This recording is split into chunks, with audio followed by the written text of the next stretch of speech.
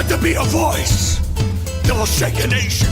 Oh God, give us the evangelistic music that will reap the harvest and fill stadiums. God, we're daring to believe for a revolution of sound that will rip open the heavens and shake history.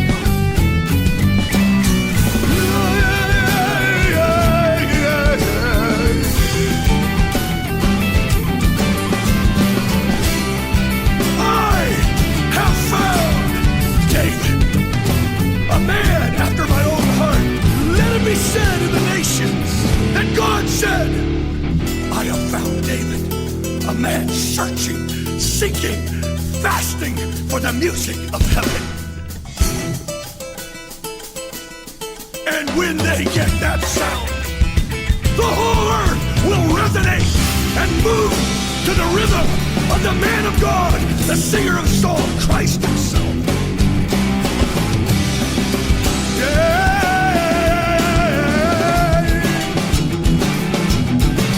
So we call them forth all over the land in the secret places of devotion.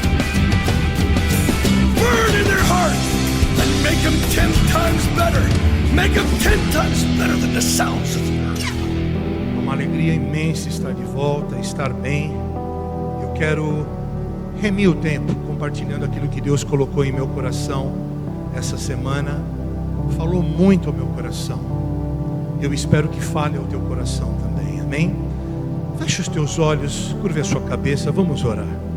Pai, obrigado por tua palavra. Nós sabemos, as escrituras dizem que elas são lâmpada para os nossos pés, luz para o nosso caminho. Tua palavra também é água de lavar, é água de beber, é a água da purificação quando somos lavados por ela. Senhor, que nesta noite nós possamos ser lavados por esta água da purificação, que nós possamos nos saciar desta água. Mais do que isso, que nós possamos também, a partir do momento em que nos saciarmos dela, sermos fonte também de água eterna, para jorrar para a eternidade, a ponto de que todos que cheguem a perto de nós possam também se saciar, beber dessa água, desfrutar do Cristo em nós e a partir de nós. Pai, que nesta noite nós possamos ouvir a tua voz, possamos dar boas respostas, que nós possamos ser transformados e transfigurados de dentro para fora. Senhor, nos ajuda a tomar boas decisões diante do caos da Babilônia ali fora, que nós possamos ser um bálsamo para esta nação, um bálsamo, governo em meio à Babilônia. Então ajuda-nos, Pai.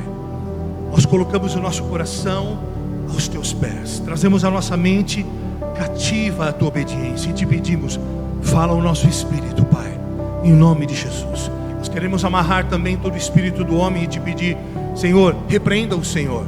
Nós repreendemos todo o espírito contrário e declaramos esse lugar um ambiente livre para receber a tua semente, ela produzir a 30, 60 e a 100 por um, em nome de Jesus. Se você concorda, diga amém. Amém. Glória a Deus. Amados, início de 2026. Que 2025 foi esse? Uau! Eu não sei você, mas foi um ano muito difícil para mim.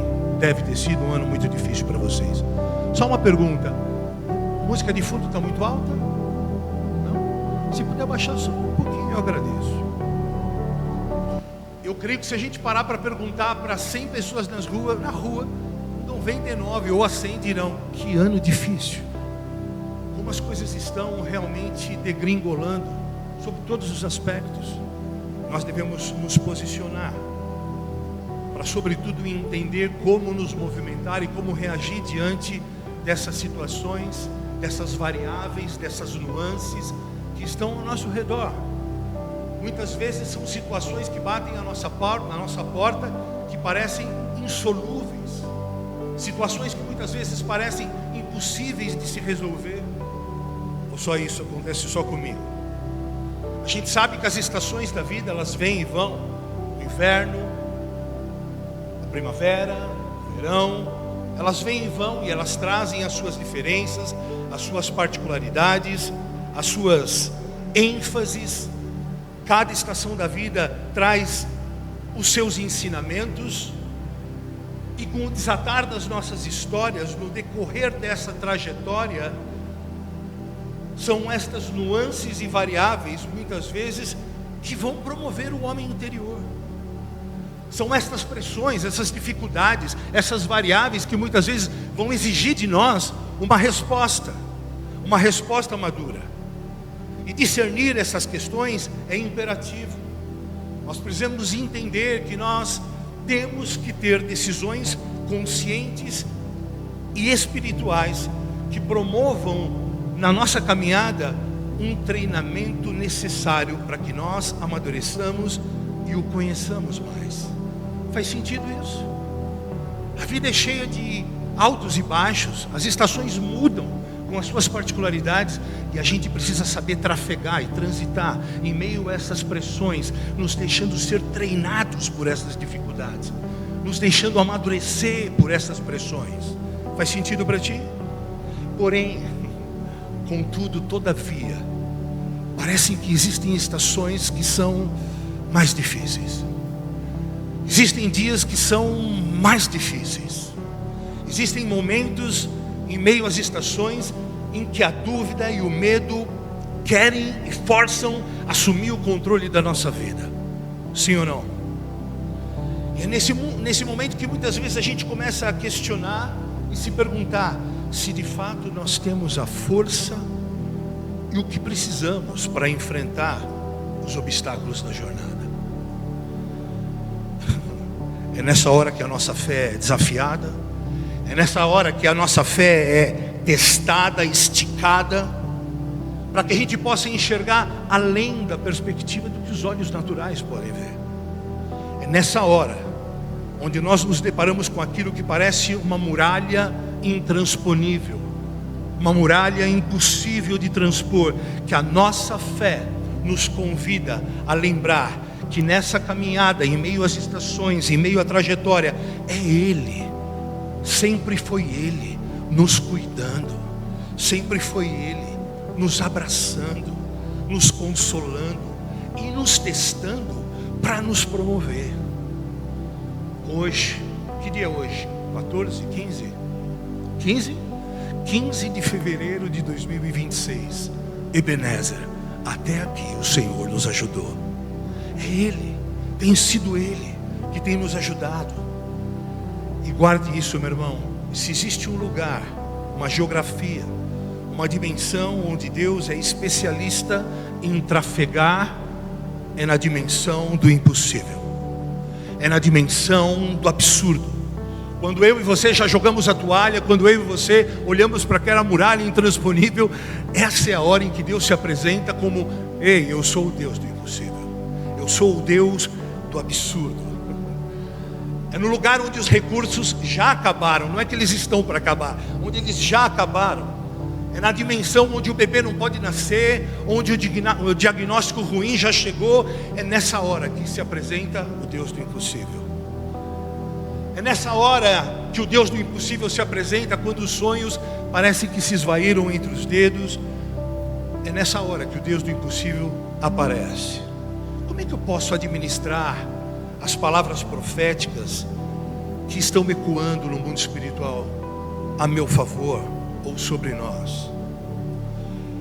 Como é que eu administro em meio às dificuldades aquilo que Deus já falou a meu respeito, palavras, promessas, mas que não se deixam tocar? Será que esse Deus é o Deus do impossível mesmo?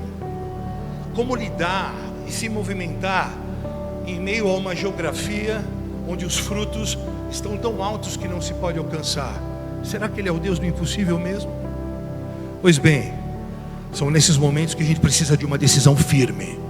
Fala para o teu irmão: nós precisamos de uma decisão firme. Sabe por quê? Porque decisões definem destinos. Eu vou repetir: decisões definem destinos. E o tema da mensagem de hoje é invadindo o impossível. Com isso eu quero recorrer a um personagem bíblico notável, que eu gosto muito, que tem histórias maravilhosas e muito a nos ensinar. Eu estou falando do profeta Daniel. Daniel foi um gigante na fé.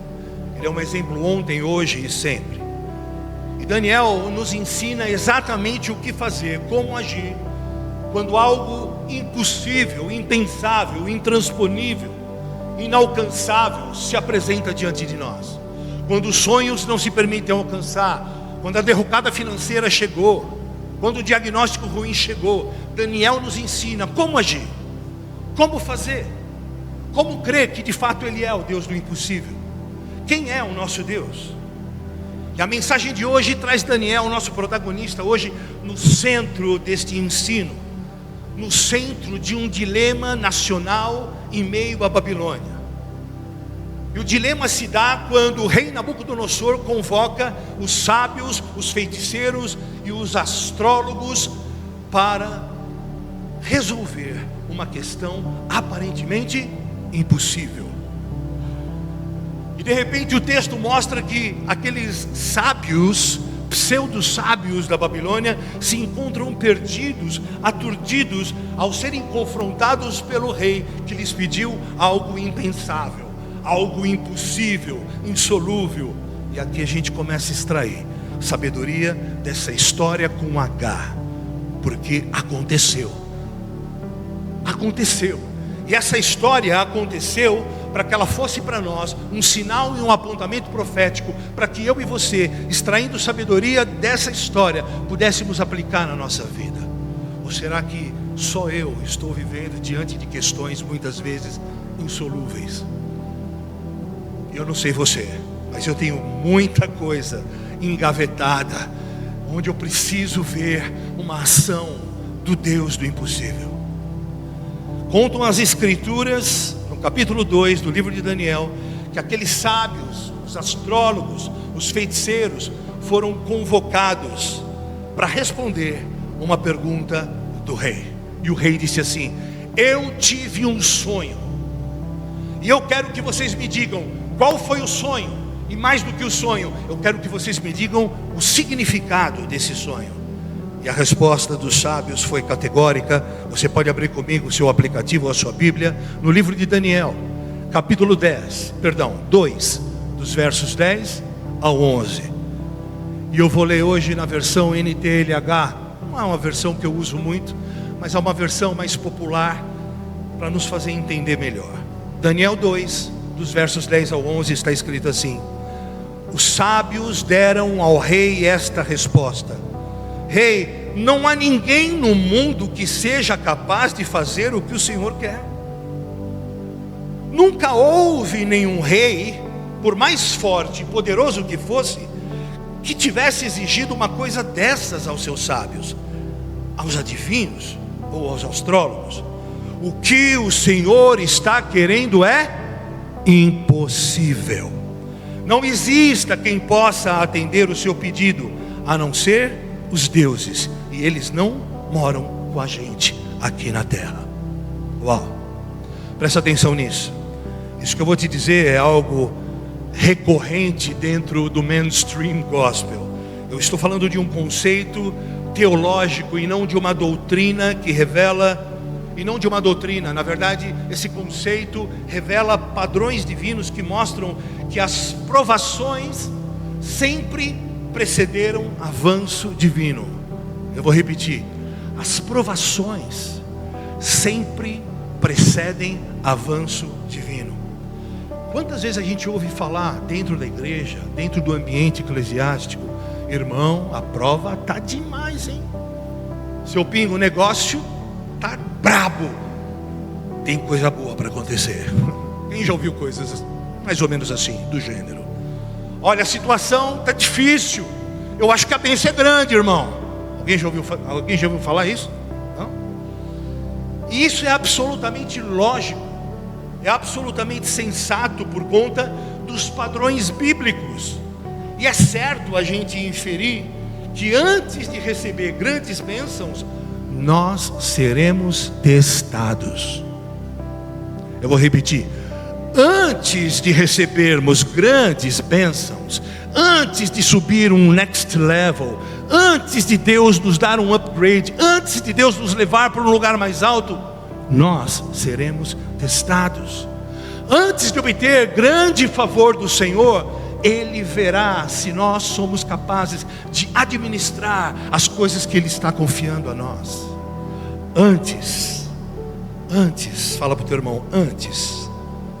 Ou seja, para nos levar para esse próximo nível, para que nós experimentemos esse novo lugar que a dona Denise citou, para que a gente possa experimentar novas dimensões de sobrenatural, novas revelações, novos frutos, um novo desfrute, para que nós possamos experimentar algo novo da parte do Senhor. Ele primeiramente vai nos testar para saber se somos capazes de administrar níveis mais altos. Se a gente puder fazer aqui uma analogia rápida, rasa, nós não podemos confiar o nosso carro a um filho que tem 10 anos de idade. Primeiro ele precisa passar por processos até que ele complete os 18 anos, até que ele passe pelos testes, para que ele tenha a chave. Faz sentido? É dessa forma. E Deus não antecipa, não emancipa quem não passa nas provas e nos testes preliminares. Faz sentido isso? Está escrito no Salmo 42, e o contexto é esse, que profundidade chama profundidade. E nós interpretamos isso que quanto mais a alma humana deseja a Deus, deseja uma conexão de intimidade profunda com Deus, mais Deus nos dá. Quanto mais nós os desejamos, mais Ele se revela. Quanto mais nós o queremos, mais Ele se revela. Nós somos testados dia a dia para saber quanto de fato nós queremos a Deus. Jesus, acho que beirava a insanidade quando ele chegava diante das pessoas, que ele obviamente sabendo, tanto ao olhar natural como sendo Deus, o homem da mão ressequida, ou a mulher que tinha fluxo de sangue, ou outros, o cego de Betsaida, o que tu queres que eu faça? Ora, tu não está vendo que eu sou cego? Na verdade o que Jesus queria saber é se eles de fato criam, e se de fato eles queriam serem curados. Quanto nós desejamos a Deus, quanto nós queremos Deus. Profundidade chama profundidade. E todos nós, irmãos, estamos em construção dentro do pacto eterno que Deus estabeleceu para o homem. Todos os dias nós somos testados para que todos nós cheguemos à unidade da fé, para que alcancemos a plenitude da estatura de Cristo. Simples assim. Para chegarmos a um novo nível, a gente vai ter que escavar revelações, para que a gente receba vinho novo, unção fresca, visão ampliada, conhecimento avançado. Imperativamente nós precisaremos ser testados. É como a poda de uma árvore, a qual nós falamos há pouco tempo. Quando você poda a árvore no tempo oportuno, a árvore fica sem forma, a árvore fica estranha, a árvore parece muitas vezes que até morreu, mas de repente, no estalar de Deus, na primeira chuva, aquela árvore começa a tomar forma, aquela árvore começa a florescer, e ela fica mais bela, pujante, e ela explode em frutos. É uma poda. Faz sentido? Não é um corte, não é uma amputação, não é punição, é amor, para que a gente dê mais frutos. E a história de Daniel é tão bela quanto ela também dura. Ela é repleta de provações, desafios e testes do próprio Deus, que lhe cobraria atitudes e, sobretudo, decisões de fé. Daniel e os seus amigos passaram por muitos testes na Babilônia. Eles experimentaram uma brutal transição cultural, pressões sociais, testes de fidelidade e, sobretudo, o teste da fé. Guarde isso. Primeiro, Daniel passou por uma aculturação forçada. Daniel era um jovem judeu e de repente ele se vê forçado a absorver todos os valores de uma cultura babilônica, caldeia. Mas ele protegeu o seu coração, protegeu a sua cultura. Daniel também passou no teste da pressão social. Ele e os seus amigos experimentaram isolamento. Eles foram arrancados do seu contexto social, da sua terra natal, foram introduzidos num ambiente absolutamente diferente e muitas vezes hostil, sem um apoio familiar. Eles também passaram no teste da doutrinação intelectual. Ele e os amigos foram obrigados a se submeter a essa cultura, e isso implicava em aprender o idioma, em aprender a história, em aprender literatura, para que eles pudessem fazer serviços dentro da corte. Foi uma aculturação forçada. No entanto, eles protegeram os valores judaicos, protegeram a sua cultura. E eles passaram no teste social com todas as imposições absurdas, porque eles rejeitaram se alimentar dos manjares do rei. No entanto, ele escolheu, ao invés dos manjares do rei, eu fico imaginando os manjares do rei, eles chegando naquele palácio, vendo absolutamente coisas que eles nunca viram na vida, e eles disseram: nós vamos nos alimentar de legumes e água. Deus os honrou.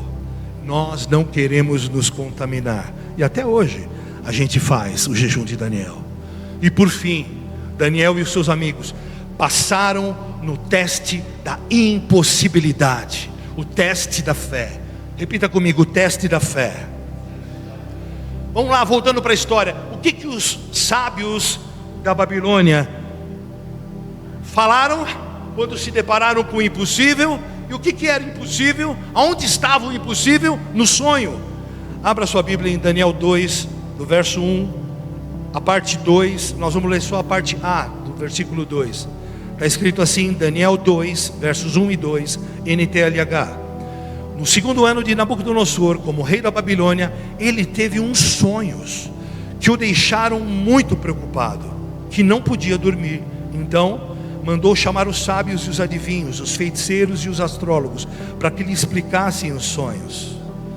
Amados, naquela noite singular, aquele sonho tirou a paz do rei. O rei estava irrequieto, pressionado por um sonho que ele sabia que não era um sonho normal. Ele sabia que ele necessitava interpretar aquilo, porque aquilo falava dele. Aquilo soava como um martelo na sua mente.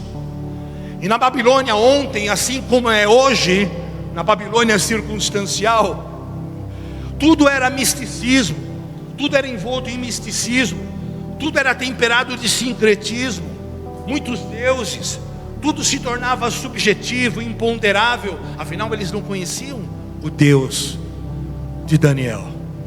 Hoje a gente vê as escolas de samba, todas as temáticas, ou quase todas as temáticas, são coisas com sincretismo religioso, coisas pesadas, escancaradas, notoriamente.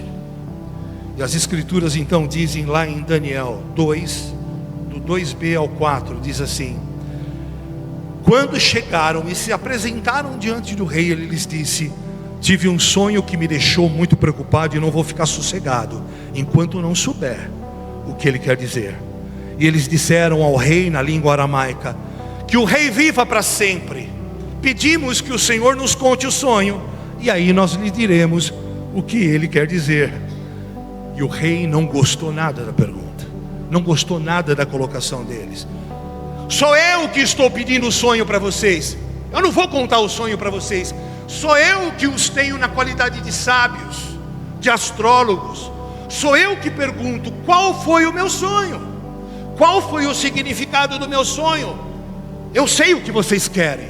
Vocês querem ganhar tempo para me enganar, para me usurpar, para me manipular. O rei não gostou.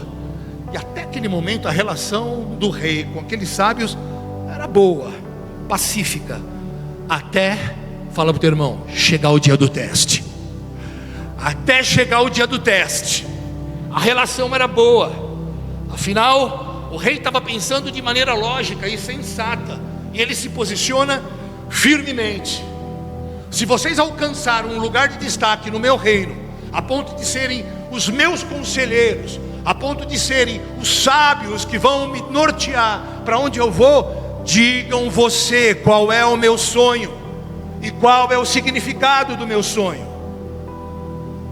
Era o dia do teste, para saber se de fato havia sentido tê-los na qualidade de corte, de sábios, de conselheiros. Era um teste de fé para aqueles que comungavam com o rei, que faziam parte da mesa do rei, que faziam parte do reinado. Era um dia de teste. Me contem o sonho, resolvam o dilema, resolvam a questão. E os sábios estavam desesperados, porque aquilo que o rei pedia era o quê? Impossível. Abre comigo Daniel 2, de 7 a 9, está escrito assim: e todos os sábios disseram de novo: conte o Senhor o sonho, e nós lhe diremos o que ele quer dizer. Mas o rei insistiu: eu sei o que vocês estão fazendo. Estão procurando ganhar tempo, porque já sabem que resolvi que se vocês não me contarem o sonho, vou dar a todos o mesmo castigo. Vocês já combinaram me enganar com mentiras e falsidades, esperando que a situação mude. Conte-me o sonho, e então saberei que também poderão explicar o que quer dizer. E o rei, percebendo que eles não iam dar veredito algum, que eles não teriam nenhuma condição de falar aquilo que ele intentava, dá um veredito. Está escrito lá em Daniel 12, 13. O rei ficou tão furioso que mandou matar todos os sábios da Babilônia, e a ordem foi publicada. E então, só depois, foram buscar Daniel e os seus companheiros para que também fossem mortos. Uau! O rei, diante daquele dilema, vê que os seus sábios, os seus conselheiros, os feiticeiros, aqueles que estavam ali desfrutando da confiança do rei, não iriam resolver, que eles estavam apenas ganhando tempo, que eles já haviam maquinado a situação. Ele diz assim: já sei o que vocês estão fazendo. E ele emite um decreto. E pior, os amigos de Daniel e Daniel, que nem tinham ouvido esse preâmbulo, já tinham sido condenados. Qual era o decreto? Morte. Morte. E ele estava sendo lógico. Qual é a razão de eu ter esses homens ao meu lado, ocupando espaço, ocupando lugar, me persuadindo? E aqui a gente percebe a diferença de Daniel e os seus amigos, porque eles estavam no mesmo ambiente, mas carregavam uma outra cultura por dentro. A cultura de fora não tocava o que estava dentro. E só depois desse diálogo oficial do rei com os seus sábios, ele chama Daniel. E aqui a gente começa a extrair os nossos princípios de sabedoria, olhando para as atitudes, para a postura e para as decisões de Daniel. O que eu aprendo com Daniel? Quando nós nos mantemos fiéis durante as mudanças de estação, durante as transições e processos, os testes não nos matam, os testes nos promovem. Eu vou repetir. Quando você se mantém firme em meio às nuances do mundo, em meio às transições, em meio aos altos e baixos da vida, e você entende que você precisa ficar posicionado, protegendo aquilo que Deus já confiou a você, já estabeleceu na sua vida, já alicerçou no seu coração, os testes, eles não te matam, eles só te promovem. Eu ficaria feliz. Os testes a qual Deus nos submete através da vida é só para expor e revelar o que está dentro. Nossas intenções, nossos corações, nossas limitações, nossas paixões. E aquele dia foi um teste de fogo, não só para os sábios, mas para os amigos de Daniel e para Daniel. E aquele dia foi revelado que aqueles sábios e conselheiros, na verdade, não eram sábios e conselheiros. Somente Deus conhece o futuro e o coração do homem. Enquanto a gente se move no cronos, na cronologia, Deus se move na eternidade. Deus já está no futuro. Deus está no passado, agora, e já está no futuro, porque Ele se move na eternidade. A Bíblia diz em Eclesiastes, capítulo 8, verso 7: quiser acompanhar. Eclesiastes 8:7. Está escrito assim: visto que ninguém conhece o futuro, quem lhe poderá dizer o que vai acontecer? Eclesiastes, um pouco mais para frente, capítulo 10, verso 14. Embora o tolo fale sem parar, ninguém sabe o que está para vir. Quem poderá dizer a outrem o que lhes está para acontecer depois? Isaías 46, versos 9 e 10. Isaías 46, 9 e 10. Lembrem do que aconteceu no passado e reconheçam que só eu sou Deus, que não há nenhum outro como eu. Desde o princípio anunciei as coisas do futuro. Há muito tempo eu disse o que ia acontecer. Afirmei que o meu plano seria cumprido e que eu faria tudo o que havia resolvido fazer. Aleluia. O Senhor é bom e Ele nos revela progressivamente somente o que é necessário nós sabermos, a fim de que nós possamos correr a carreira e combater o bom combate até a conclusão dos nossos destinos. A gente volta para o relato de Daniel e ele está ali diante do teste dele, um desafio que todos os demais diziam que era o quê? Impossível. Impossível de ser resolvido. Como é que Daniel reagiu? Vamos ver como Daniel reagiu. Primeira lição, guarde isso, que a gente extrai com Daniel. Em meio a uma situação de impossibilidade, não se desespere. Não se desespere. Não tenha medo. E de fato Daniel tinha tudo para ter medo, porque já havia um decreto de morte para os sábios. E o comandante da guarda havia chamado eles para cumprir o decreto. Daniel tinha tudo para estar com medo, para estar desesperado da vida. Veja o que está escrito em Daniel 2, verso 14. Eu vou ler agora na versão NVI 2,14.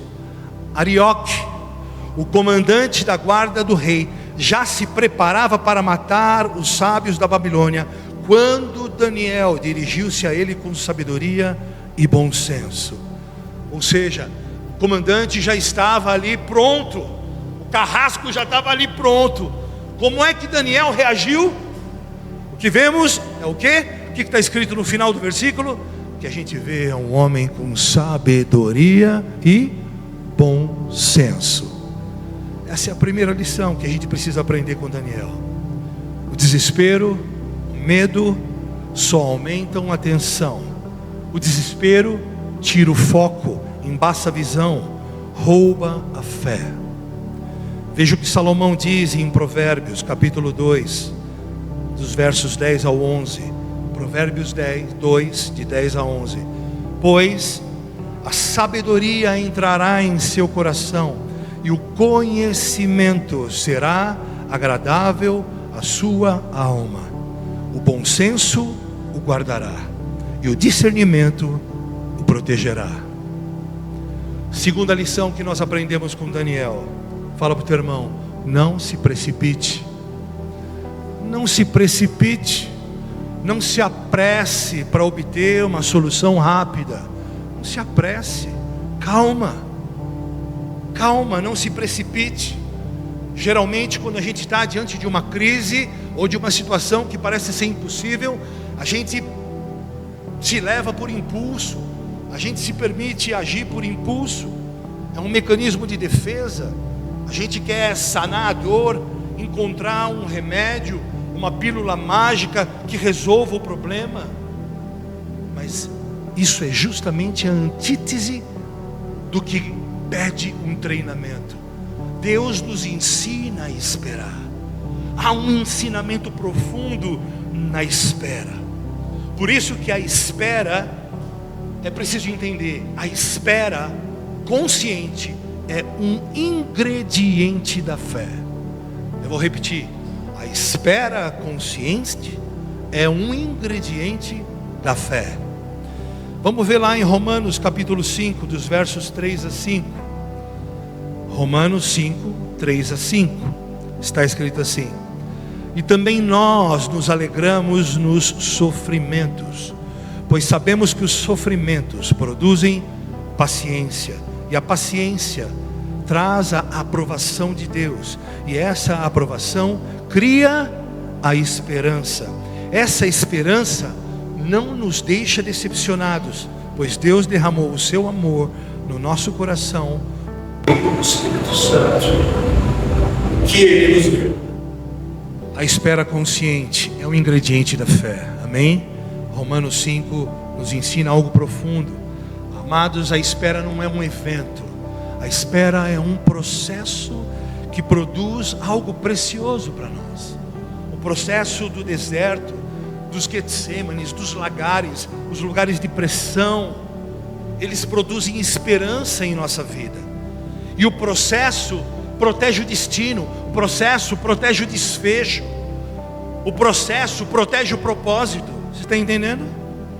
Entendam, o processo protege o propósito.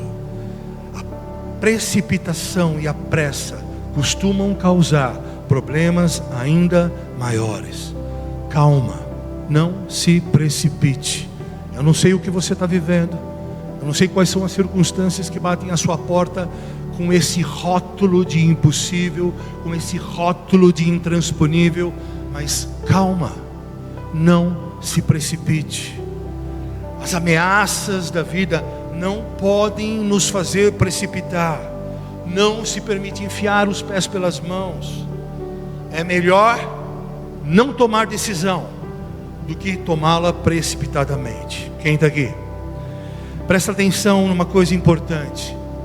Diante dessas questões, sempre que possível, dê um passo atrás. Dê um passo atrás. Não abra a boca para ninguém. Vá ao seu secreto falar com o Pai. Foi isso que Daniel fez. Daniel 2,16 está escrito assim: diante disso, Daniel foi pedir ao rei que lhe desse um prazo, um tempo, e ele lhe daria a interpretação. O que Daniel fez diante daquele dilema? Todos os outros estavam sendo mortos. O que Daniel fez? Ele não se desespera em meio à possibilidade da morte. Ele dá um passo para trás e diz: rei, me dá um tempo, eu vou dizer para ti aquilo que significa. Rei, me permita me recolher e consultar ao Deus dos céus. É isso que a gente tem que fazer. Em momentos de dificuldade, de pressão, de crise, não se precipite, calma. Dê um passo atrás e vá para o teu secreto. Recorra ao Senhor. Foi isso que ele fez.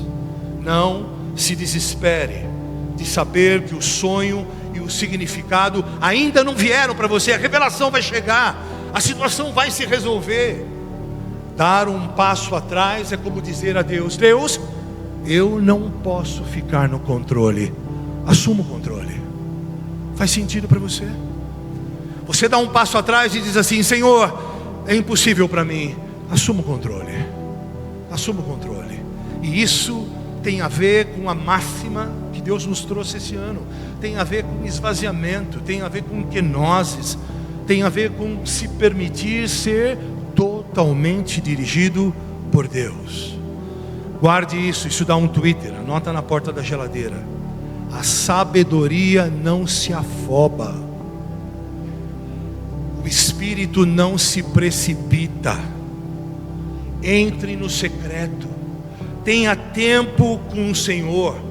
Tenha tempo com os dilemas. Tenha tempo com as questões que te afetam. Tenha tempo de oração. Confie no Senhor. Olhe para Daniel. Está escrito também nos versos 17 e 18 do mesmo capítulo 2. Daniel ainda nos ensinando princípios. Daniel retornou para casa, contou o problema aos seus amigos Ananias, Misael e Azarias, e ele lhes pediu que rogassem ao Deus dos céus que tivesse misericórdia acerca desse mistério, para que ele e os seus amigos não fossem executados com os outros sábios da Babilônia. Depois, recorrendo ao livro de Jeremias, o profeta Jeremias, capítulo 33, verso 3, versão NVI, diz assim: clame a mim e eu responderei, e lhe direi coisas grandiosas e insondáveis que você não conhece. Foi o que Daniel fez. Ele deu um passo atrás, ele recorreu ao Senhor, ele falou com os amigos, ele consultou os amigos: ei, me ajudem com esse mistério, não nos precipitemos, nós não vamos perder a vida, o Senhor vai nos revelar, o Senhor vai me revelar. Essa é uma causa impossível, não para Deus. Impossível, não para Deus. Lembre-se, Daniel havia passado por todos os outros testes, sim ou não? Os testes da pressão cultural, os testes da pressão social, os testes da fidelidade. E aí chegou o dia do teste da fé, o teste da impossibilidade. Está escrito no verso 19 do mesmo capítulo 2. Então, olha que lindo isso. Então, o mistério foi revelado a Daniel à noite numa visão. Aleluia. Daniel permanece firme, ele não se deixa contaminar, ele não teme a morte, ele não titubeia diante das questões ao redor, ele se mantém firme, guardando o seu coração, os seus valores judaicos. Ele está vendo todas as questões ao seu redor pegando fogo, perdendo o controle, mas ele convida o Senhor a ter o protagonismo e assumir o controle. E à noite, o sonho é revelado. Aleluia. Sabe o que Daniel faz quando ele tem a revelação? Imediatamente ele louva ao Senhor. Está escrito no mesmo verso, no mesmo capítulo 2, verso 19: Daniel louvou ao Deus dos céus. Aleluia. Ele tem a revelação e ele louva ao Deus dos céus. Outro ensinamento nos versos 21 e 22 do mesmo capítulo 2: Deus muda as épocas e as estações. Olha só, Deus muda as épocas e as estações, destrona reis e estabelece, dá sabedoria aos sábios e conhecimento aos que sabem discernir, revela coisas profundas e ocultas, conhece o que jaz nas trevas e a luz que habita com ele. Aleluia, aleluia. Louvado seja Deus pelos seus atos de poder. Deus está cuidando de nós, Deus está cuidando de você, Deus está cuidando de nós. Você pode dizer amém? Deus está cuidando de nós. Olha o que está escrito no verso 23 do capítulo 2: Eu te agradeço, Senhor, eu te louvo, ó Deus dos meus antepassados. Tu me deste sabedoria e poder, e me revelaste o que te pedimos, revelaste-nos o sonho do rei. Aleluia. Daniel continua nos ensinando que depois da revelação, eu e você precisamos louvar a Deus, e depois de louvar a Deus, precisamos agradecer a Deus pelos seus atos de justiça, agradecer a Deus porque Ele tem nos assistido, agradecer a Deus por você estar aqui, por você estar vivo, por você ter o Espírito de Deus, o Ruach HaKodesh dentro de você. Louvar e agradecer a Deus. Deus não se esquece de você. Deus não se esquece de você. Verso 24 do mesmo capítulo 2, estude em casa. Então Daniel foi falar com Arioque, o guarda do rei, a quem o rei havia nomeado para executar os sábios da Babilônia. Ele disse: não execute os sábios, não execute os meus amigos, leva-me ao rei e eu interpretarei para ele o sonho que teve. Outro ensinamento de Daniel: use aquilo que Deus tem te dado para resgatar e salvar as pessoas que estão ao teu redor. Use os dons, a graça, a revelação que Deus tem te dado para salvar a tua família, aqueles que estão contigo. Use tudo aquilo que o Senhor tem confiado a você, os dons, tudo aquilo que Deus confiou a você para salvar o próximo, porque tudo que fazemos deve ser para o outro. Jesus não veio para servir, mas para dar a sua vida. Não veio para ser servido, mas para servir e dar a sua vida em resgate de muitos. Aleluia. Use tudo que Deus dá para você para o outro. Tudo que devemos fazer é para o outro. A sabedoria que você recebe no secreto é para o outro. Tudo aquilo que você recebe é para o teu cônjuge. Tudo aquilo que você recebe é para os teus filhos. Tudo é para o outro. Quem está aqui? Saiba, as nossas decisões podem nos salvar ou não. E pior, as nossas decisões, boas ou más, podem complicar e matar pessoas ao nosso redor.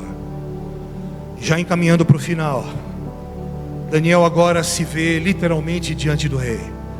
Capítulo 2, versos 25 e 26. Imediatamente Arioque levou Daniel ao rei e disse: encontrei um homem entre os exilados de Judá que pode dizer ao rei o significado do sonho. E o rei perguntou a Daniel, também chamado Beltesassar: você é capaz de me contar o que vi no meu sonho e interpretá-lo? E essa é a última lição, ok? Que Daniel nos dá. Conduza as pessoas a Deus e não chame glória para si. Dona Denise falou isso no momento da oferta, que Davi não bebeu a água, aquela água preciosa que os seus valentes foram buscar para ele. Ele entrega o protagonismo, a glória ao Senhor. Tudo aquilo que Deus tem dado para nós, não é para nós, é para o outro. Não é para nós, é para a glória dele. Tudo aquilo que Deus tem feito para você, direcione ao Senhor, entregue ao Senhor, glorifique o Senhor.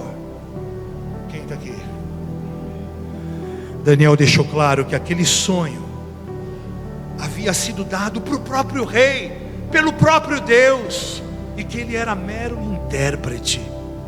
Era como se Daniel saísse de cena e dizendo: rei, essa é uma questão entre você e Deus. Eu sou mero intérprete e estou aqui para lhe servir. Faz sentido para você? Ele não chama o protagonismo para si. E você deve estar se perguntando: ei, mas afinal, qual é o sonho? Qual é o sonho? E então Daniel entrega ao rei o sonho. Presta atenção nisso. Ó rei, você sonhou com uma enorme estátua, com cabeça de ouro, peito e braços de prata, ventre e coxas de bronze, pernas de ferro e pés de barro e metade ferro. Então Nabucodonosor arregalou os olhos em espanto e assombro. Eu estou aqui apenas contextualizando, ok? Estou usando aqui de licença poética. Eu imagino Nabucodonosor pulando para trás. Uau! Como assim? É isso mesmo? É isso que eu sonhei? Repita, como é que é? E Daniel falou: você sonhou com uma enorme estátua, cabeça de ouro, peito e braços de prata, ventre e coxas de bronze, pernas de ferro e pés meio barro e meio ferro. E o rei absolutamente extasiado, pois ele não havia contado para ninguém. Ele estava perplexo, em choque. E Daniel continua descrevendo o sonho. Rei, mas não é só isso. O Senhor viu também uma enorme pedra caindo do céu, como um meteoro, atingindo aqueles pés de ferro e de barro, e destruiu todas as coisas. E aquela rocha tomou toda a terra, encheu toda a terra. Eu estou contextualizando, eu imagino Nabucodonosor: sim, sim, é isso mesmo. Foi exatamente isso que eu vi. Eu imagino que toda a corte, todos agora eram olhos e ouvidos para o profeta Daniel. Ele captou a atenção de todos, absolutamente todos. E o rei estava extasiado. Mas a pergunta final: ok, mas o que significa isso? Então Daniel começa a falar aquilo que era apenas uma questão entre Deus e o rei. Ele era um mero intérprete. Ele sai de cena dizendo: ó rei, grande rei, Deus mostrou para ti nada mais, nada menos que o futuro da história da humanidade. Uau! 2500 anos atrás, Deus está revelando para um jovem judeu a história da humanidade, que na verdade não era para ele, era para o rei. Sabe o que significa a cabeça de ouro, rei? A cabeça de ouro, rei, é você, e representa a grandeza do império babilônico. O peito e os braços de prata representam um outro reino inferior ao seu. Trata-se do império medo-persa. E mais para frente, ó rei, aquela estátua que tinha parte das coxas e do ventre de bronze representam um terceiro império mundial, com Alexandre o Grande e toda a pujança e sabedoria da Grécia. E depois, rei, surgirá um quarto reino, duro como ferro, Roma. E este reino também não durará para sempre. E os pés de barro e de bronze simbolizam um império dividido, que não se pode misturar, é parte barro e parte bronze, e representam o colapso de Roma e o início de uma Europa dividida. 10 reinos. Vide Apocalipse. Basta a gente olhar para a Europa hoje. Como é que a Europa está? Completamente dividida. Agora, rei, o mais importante: nestes últimos tempos, Deus vai enviar do céu uma rocha, que representa um reino que encherá toda a terra. Esta rocha representa o último reino, um reino eterno, de um rei inabalável, um rei sobre todos os reis, um rei que será chamado o Rei dos Reis, e o seu reino será eterno. Aleluia, aleluia, 2 aleluia, glórias a Deus. Ele estava explicando para o rei a história da humanidade, a nossa história. A rocha era Cristo, a rocha é Cristo. Daniel 2, verso 46 a 48, eu já estou encaminhando para o final. Diz assim: então o rei Nabucodonosor caiu prostrado diante de Daniel.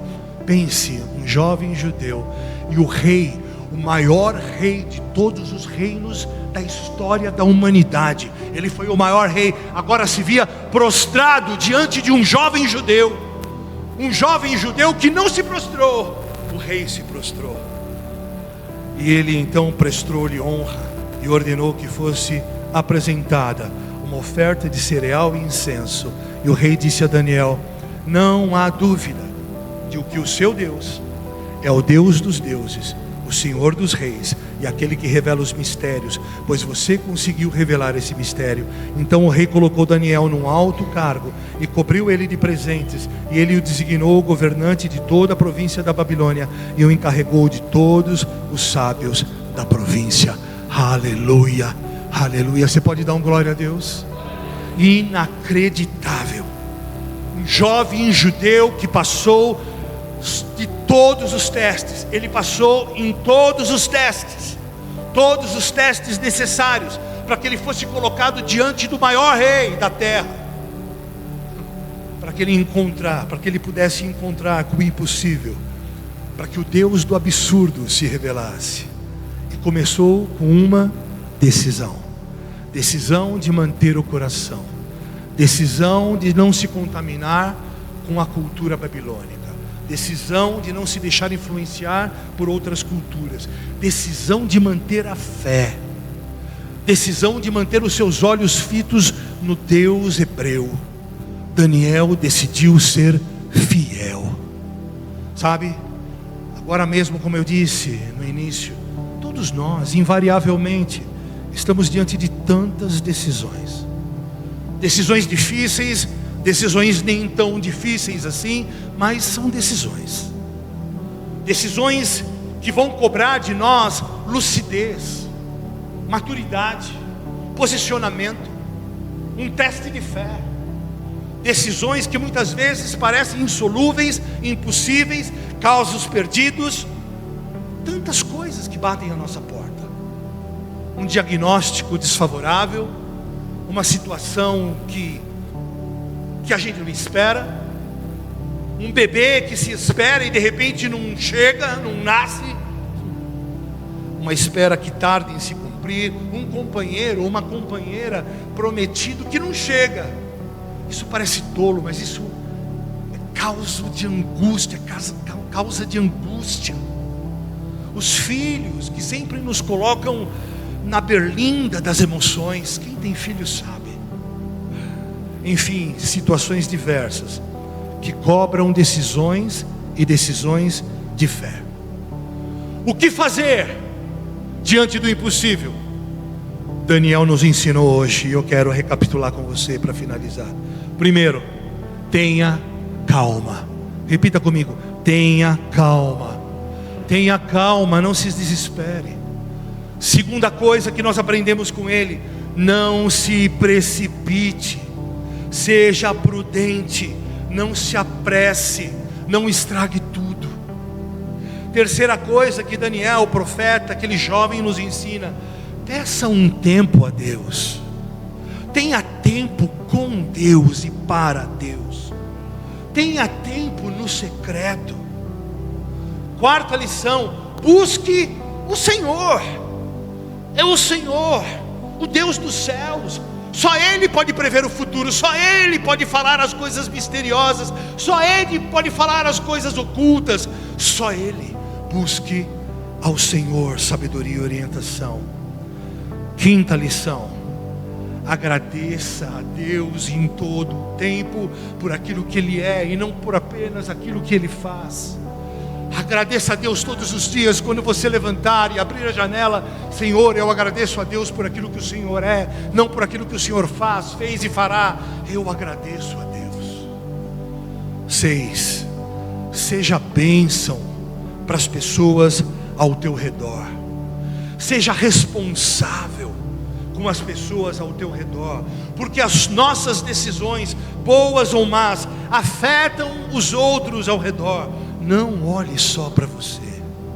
E por último, sétima e última lição: tudo que você fizer, que seja um apontamento para Deus. Transfira a glória a Deus. Entregue a Deus toda a primazia, toda a glória, todo o protagonismo, toda a glória, toda a honra seja dada a Deus, porque do Pai das luzes procede toda boa dádiva.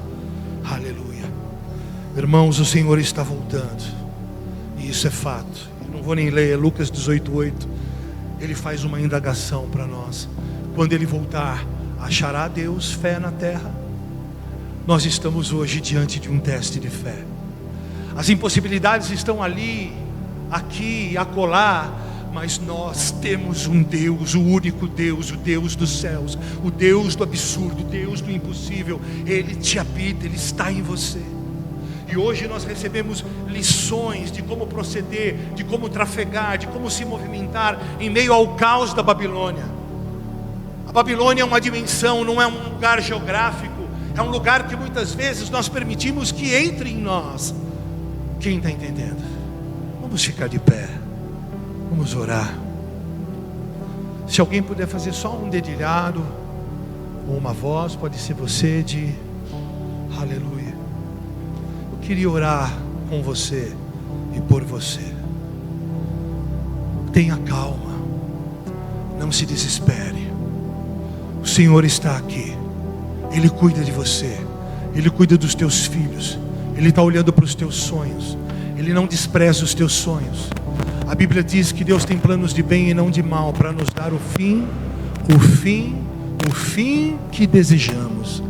O fim que desejamos.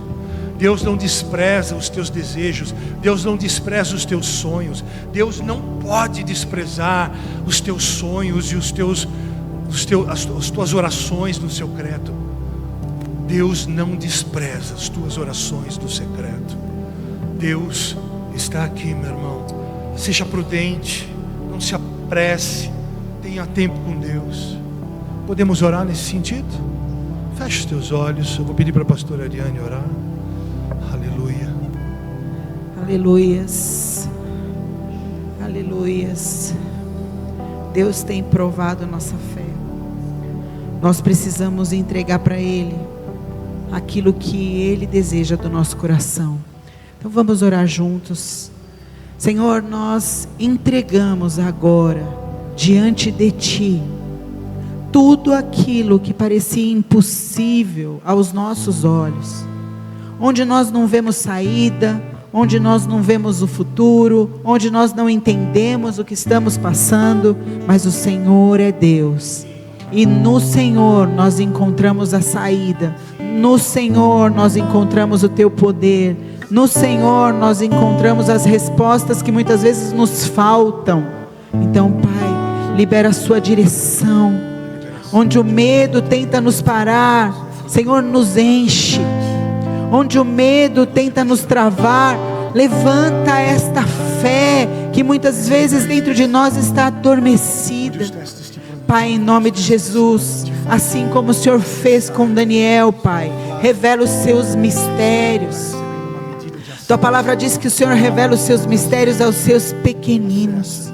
Ah, Pai, abre caminhos invisíveis. Transforme a nossa luta em testemunho vivo da fé, para a glória do Seu nome, Pai. Nós confiamos em Ti.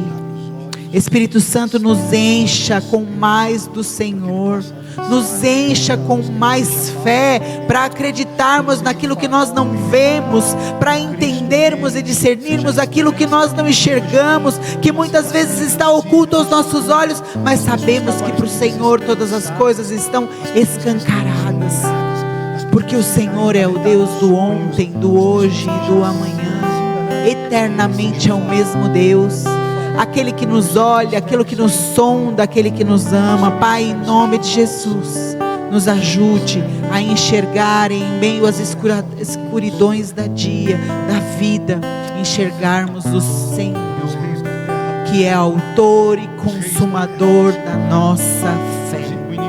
Ah, Pai, nos ajude a enxergar, nos ajude a ver no escuro, nos ajude a Te ouvir, nos ajude a nos encher de Ti, para que amanhã tudo seja compreendido pelo nosso Espírito.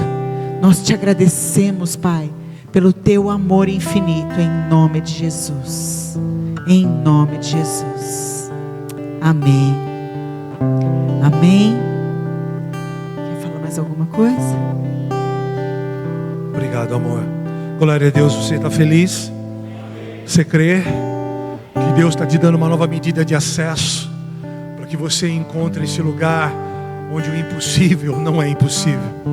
No exercício da sua fé, Deus vai te promover. Os testes não são para te trazer mais dificuldades em meio aos problemas. Os testes são para te promover. Você está aqui, você crê nisso? Que o Senhor seja contigo nessa semana de maneira especial. Medite no livro de Daniel, leia o livro de Daniel. O capítulo 2 é belíssimo. Está cheio de princípios, cheio de coisas para você extrair para a sua vida. Leia o capítulo 2 da sua casa. Amém?